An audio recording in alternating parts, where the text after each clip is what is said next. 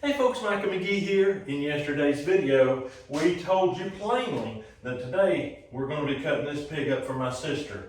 So, since the pig is going to my sister as cuts, as just like here's a processed pig, we want it to go ahead and not just do like we did yesterday and just haphazardly hack the meat off and grind it up. We want to make cuts. And I know for a fact my sister likes to do roasts, Mexican pork. She did that and it's called carnitas. Okay. Man, they were so good. I bet. I'm hoping she'll invite me over for some carnitas with this. So I want to make sure she gets at least 4 good roasts that's crock pot size. 2 ham roasts, 2 shoulder roasts. We're going to have her boneless pork chops and probably the rest. This here bacon's not really good enough to make bacon with, so it's probably going to make burger because the sausage we made yesterday can go to her, so that'll be part of it. So she'll get more than just this one pig. So anyway, we're going to get it on the table right quick. And here we go. I always like to supply you with a little fast action along in combination with music. So I may as well get that part over now. We're going to be just getting some trimming done here and getting the trim cut off of here for the burger, the pork burger. And then we'll come back at the end of the music and we'll make our cuts. How does that sound to you? Good.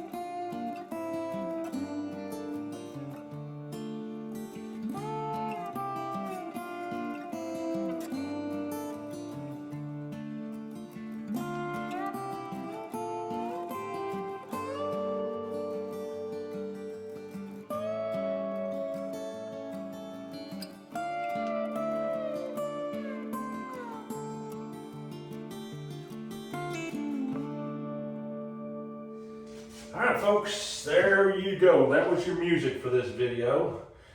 If there's going to be more, I don't know where I would put it. So there you go. And you may have already dropped down in the comments and said, quit it with the music already. We don't want that. Well, I mean, I like it. I'm the one making the video. I watch these videos more than you do. And you may not believe that. But I have to edit them and watch them. And still, probably will someday let a mistake through where I screw up and I forget to edit it out. That is the burden that rests on my shoulders every time I bring you a video. And some of them are 40, 50 minutes long, and that's a lot to go through. So if I want to have a little music to kind of make me happy while I'm editing, That's on me. Anyway, we're gonna fix to make these cuts. What you see here is pig minus the grinding meat. I cut off the shanks, front and back, belly flaps, rib meat. She took the tenderloins out. They're very small and cute, and they will be delicious. Now we're gonna start up front. I've got a handy dandy saw right here. This is the pride of the farm right here. And we're just gonna make shoulder roasts that have the shoulder ribs in them. There'll be more meat. When you do it in the crock pot, it all falls off the bone anyway. And ooh, all right, I'm gonna just keep on and go.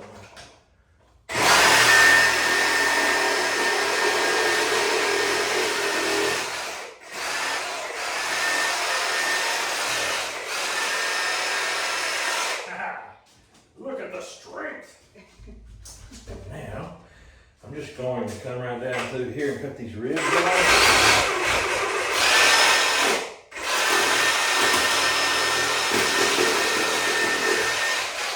I think that's done. Give me a knife.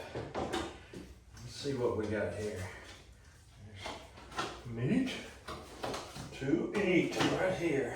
All right, we'll scrape that up, and I may have to do some trimming on it. Yeah. I'm not too sure it'll fit in the crock pot like that. We shall see. But right now I'm gonna go ahead and cut these ribs off, or should I just? We could go ahead and cut them off. Kind of in the way. Yeah. Just pitch them. We normally would throw them in and eat them as ribs, but this being a wild pig, gutted before we skinned it, sprayed with the muddy water, is just not what we're going after. It's not really our thing.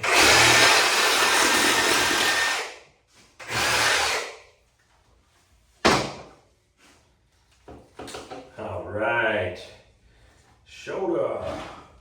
So I'm gonna start trimming a little bit here. We don't have bone dust scrapers, so we can scrape with knives, and what we can do is have some paper towels to clean it up. Now, yesterday while we were grinding sausage, we didn't know it, but we ground a bullet in through the grinder. It stayed in the grinder head. It didn't come out into the sausage. She takes what's in the grinder head and cooks it up for Sansa. And after it's cooked, she finds a 22 mag. And I'm figuring there's probably one around here. I'm not gonna keep that old bloodshot meat. I'm gonna trim that off. And anything that is trimmed that is still good, like this right here, can go in the grinding pot. You might wonder why we would want to make burger with pork. You have not lived until you've eaten a pork burger. Let me tell you, that is some good eating. Absolutely. We love it, and we just happen to be right. That's right, because we've done it. We've done it so many times, it's unbelievable. It's great to have as a substitute to ground beef, just for a little something different. Yep, and also you can mix it with ground beef, and it really does add a level of moisture. Yep. That you just can't get plain with ground beef unless you got real fatty. But even at that, it gives it a little better texture. If you like that texture, which I like. All right, I'm getting the bone dust off of it. When you do it like this, you just have a little trimming to do, and you are good to go. There's some sharp old bones there too. Oh boy. Well, we've got a solution for that if we need. You know what? What's that? I'm gonna remove the bones completely, because Okay. that's the whole crock pot issue, is maybe too big. Uh-huh. Well, I don't want to trim off meat. May as well trim off bones. Yeah. That's And great. if it don't have bones in it, you can kind of fit it in a tighter spot. You can So- smush and mush. You can smush and mush. And the bones that we're dealing with here are ribs connected to the spine. So you just fillet the ribs off, and then you just pick that spine up and cut it as you go. And before you know it, bone gone. It's just that easy.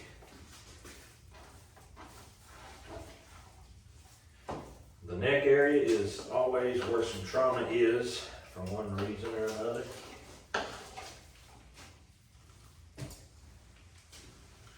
Smells great. Awesome. That's the main thing, the smell test. If it's not bad at this point already, there ain't no need to cook it. No.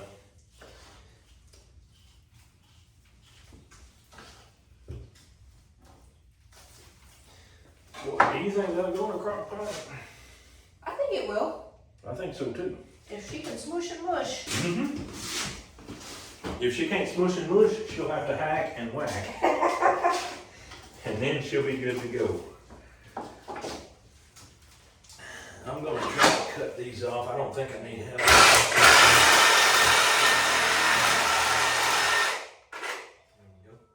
Oh, there's my timer. we go. Aha. I'm gonna finish cutting this. Actually, I should probably.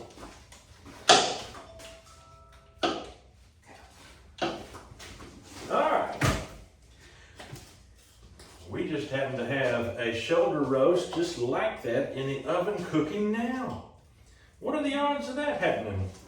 Pretty good, McGee. You know us. Pretty good. We have killed we didn't kill him. We have butchered a little wild pigs here recently. That lends itself to some mighty good eating. I'm gonna flip this Bertha over where I can get to these back straps. We're not gonna do bone-in chops. We're gonna do boneless all the way. Alright. She can smush and mush this one. There's a little dry stuff there. It's not bad, but okay, I'm gonna come right down through here. Give it the back strap treatment. The back has these little bones in it that you have to kind of go around if you're not going to waste some. I learned that from Longbow Banjo. I should have already known it, but he took me to school. My goodness, that guy. He's a pro now. Butcher and a half, let me tell you. He gave me this knife, by the way. The thing is, there's always something to learn. There's always something to learn. Even he could learn something. Maybe even from me, but I ain't telling him. Oh boy. I wish he was here right now. I'd be giving him a good hard time. People love to watch me and him go at each other. And we end the day on very friendly terms. You want me to cut these up into individual chops? I'm thinking, let's go about that thick. Okie doke. And I'll show you people. That's a boneless pork chop from a wild hog. And you look at the coloration of that meat. Just like domestic. I tell you what's the truth, it's good stuff. And a lot of people like it better than domestic, and I just happen to be one of those people. Alright, she's cutting that up into boneless chops while I'm deboning this one.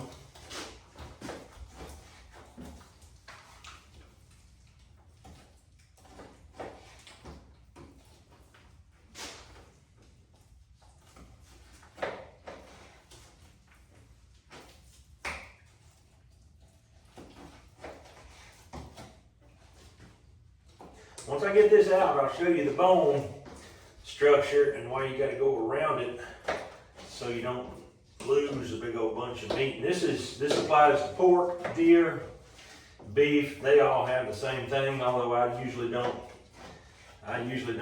cut my beef backs off like this because I like my steaks bone in, but this is going to show it very clearly. Basically just filleting it off the ribs now.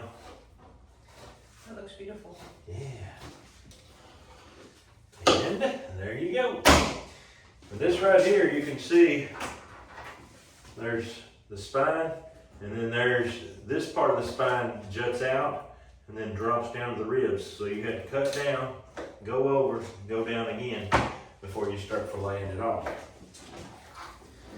All right, McGee, can you joint this dude without a saw? I believe you can. I don't know if I can or not. Wait till you hear the crack.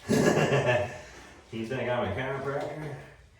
Of the sort, yes. I can definitely cure him for what else. Just hold still, buddy. This won't hurt for long. That's the crack. Oh boy. All right, now I'm turning you over the other way. Come right beside the tailbone. All the way up through there.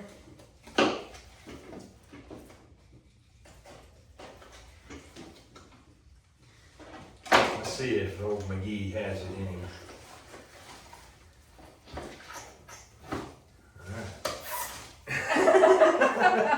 Oh, let me tell you. The noises we hear. All right. Now see that bone there needs to come out. I'm gonna do the same thing on this side. Okay. Give him the same Oh. treatment. There we go. I can get a little bit of grinding meat off of that tailbone there.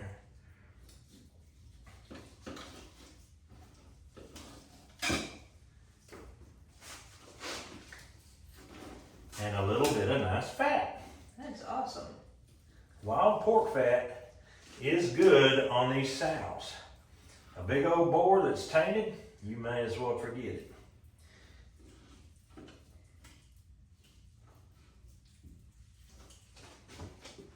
All right. Trim up this ham right here a little bit. It's just an issue of where it was cut during the gutting process, exposed the meat to the air and the elements and the old dirty water and all that good stuff. But here we are. We're gonna trim it and it'll be done. Very, very doable. I mean, it's not that hard. Any of you people watching me today could do this if you just have just a little bit of patience and a little bit of can-do attitude. And don't think you gotta be a pro, because McGee ain't no pro. And if you think that, go read the comments where the pros get down there and give me such a hard time. They can tell by looking I'm no pro. The one thing they got wrong is I never claimed to be a pro. So the joke's on them. The most important thing about doing it for yourself is that you get it the way that you want it. Get it the way you want it. Save some money along the way. Yep. I mean, all the animals we've butchered have more than paid for our equipment Oh yeah. as far as saved butcher fees. Yep. So it's like this. You can buy your meat a piece at a time at the store. You're probably going to eat about the same amount as if you took a big animal to the butcher, but it's a bigger chunk of money if you take your whole animal to the butcher. Well, let's go just a little farther. If instead of taking the animal to the butcher, you went and got your own equipment to butcher, that is even a little more money, but when you get done and you're several years down the road like we are looking back on it, you can say we are saving some big bucks. And it also allows you to take advantage of opportunities when people have an animal that they want to just get rid of. You didn't even have to raise it. You didn't even have to put no money into that animal. Then you're money ahead. Then you're almost eating, it feels like, for free. There's no such thing as eating for free, really. That's as close as it gets right there. Absolutely. I'm just trimming out some of this sinew right here. Oh, I got a little bit more around. Just some unsightly stuff. All right, we're going to look on both sides of that. Ain't that pretty? It's beautiful. Is that what they call a picnic ham? I don't know. I thought the picnic ham was another name for the Boston butt, which was also the It might be. shoulder roast. Okay. But I don't know it for a fact. I'm sure somebody does though. I sure don't know, but I think you're right. This here is just a ham. It's just a ham. But I think that'll go in her cooker. She can make some carnitas out of that. Just like that, folks, we're done. Can you believe it? All we like is cleaning up, packaging, and we'll be done. There's only one thing left that I'm gonna drag you through, and that's grinding up this meat. Let's grind. Here's this. Okay. I'll grab this. All right, folks, this is a meat grinder, and it's a number 32. Now, for today's grind, we wouldn't have to have 1.5 horsepower and a number 32. We wouldn't have to have it. I don't know why they don't like that. That's being very stubborn here. I'll brace you. There we go. All right. In yesterday's video, if we would not have had the number 32 with 1.5 horsepower, we wouldn't have got it done. We would have had to do something else because that beef fat was hard to grind. Even this grinder had to think about it twice. And it's sharp. We just sharpened it and all that good stuff. So it pays to not go with the minimum because you never know when you're going to encounter the maximum. All right, we're going to pull this right up here. I'm just going to take all this meat and put it in the hopper because it's just enough. Hopefully, I think it will hold it all and we can grind into this, this tote right here. Look at that. All of it. Now I'll give you this. Now we're going to grind this twice, just like always. We're going to grind it through the first time with a number 10 millimeter plate. Then we're going to switch out to the 4.5, which is right there. And that's going to finish it off into some nice burger. Now set your timer, your pocket watch, your stopwatch, whatever you've got, because I want you to see how quickly you can grind. What is this, 5 pounds? Somewhere in that neighborhood. All right, here we go. Like that. Yes.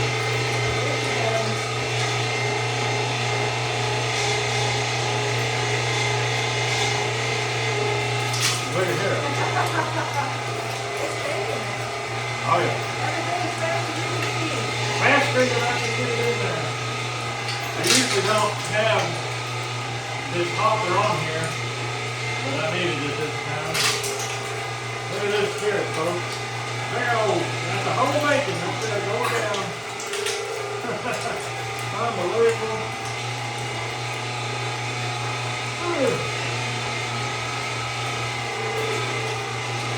All right, get ready to turn off your stopwatch. Here we go.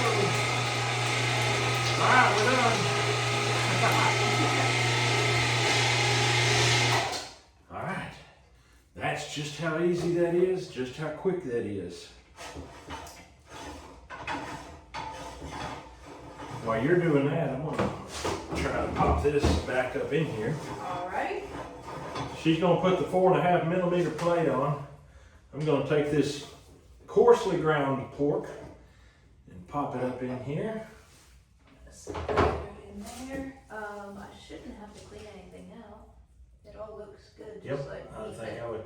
Well, what you want to do in order for it to work properly is do this. You don't have to, it can run through. You just don't want it, you don't want something causing this plate not to sit properly. There is a tiny little piece of cartilage there. Okay. There we go.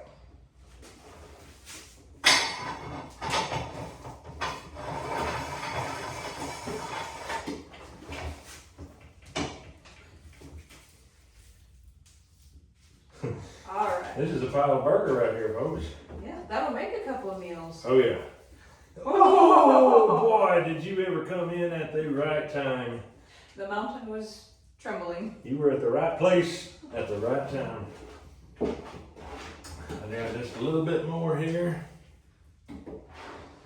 One thing about the pork, it's a lot stickier. Beef is more crumbly and it'll fall right through. So with this, you have to do a little bit of poking and prodding and try not to put too big a chunk in at once.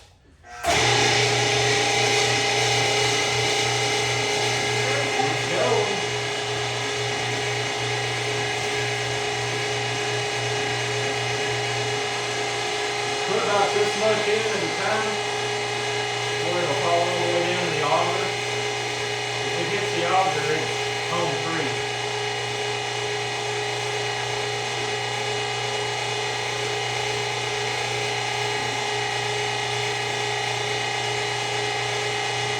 All right, if you like what you're seeing here and you would like to have one, I have got a deal for you. Drop down in the descriptions and look for Meat Brand Grinder. Go to that link and you'll find exactly what you need. They've got this, they've got a mixer that'll hook up to here and mix. Is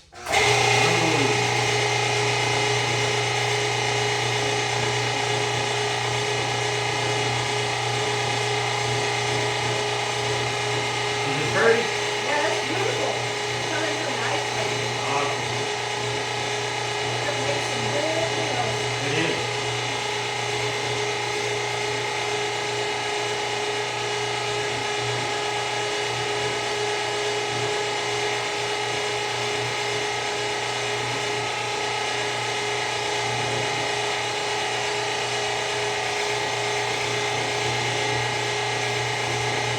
It looks to me like it's very tender. Yeah. It's going to be a really nice burger. Yeah. A lot of ground meat you do, you have the long spaghetti strings. Yeah. This just keeps on separating every so often. Yeah.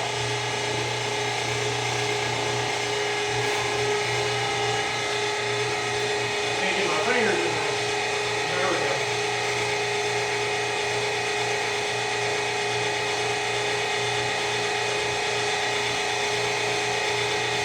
Looks nice and fatty, still Yeah. has good flavor. Yeah. Which is amazing while done. Yeah.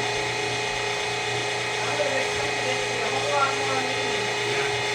So the fact that those bacon's went in though, They can bring it and I can do. yeah. They really go.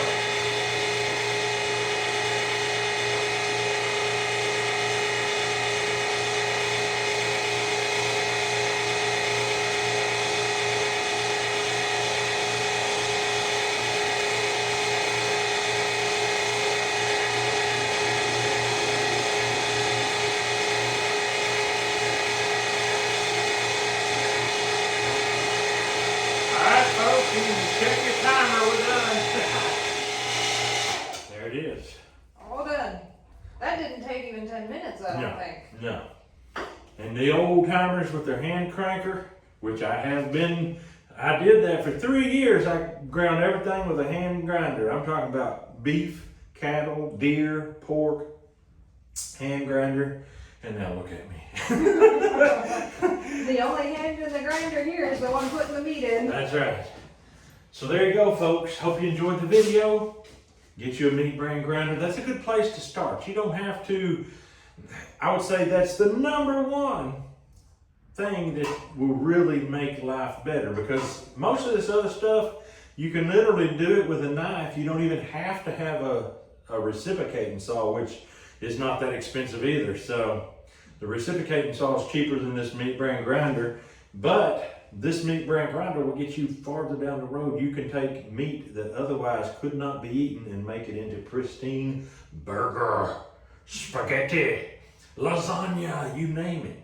So, hope you enjoyed the video. We enjoyed having you. I would like to have been showing you some other field work, but it's pouring the rain and that's out. But today we're taking you with us with what we did today, and we're glad you came along. But that's all we got for you today. Hope you have a great day. We'll see you on the next video.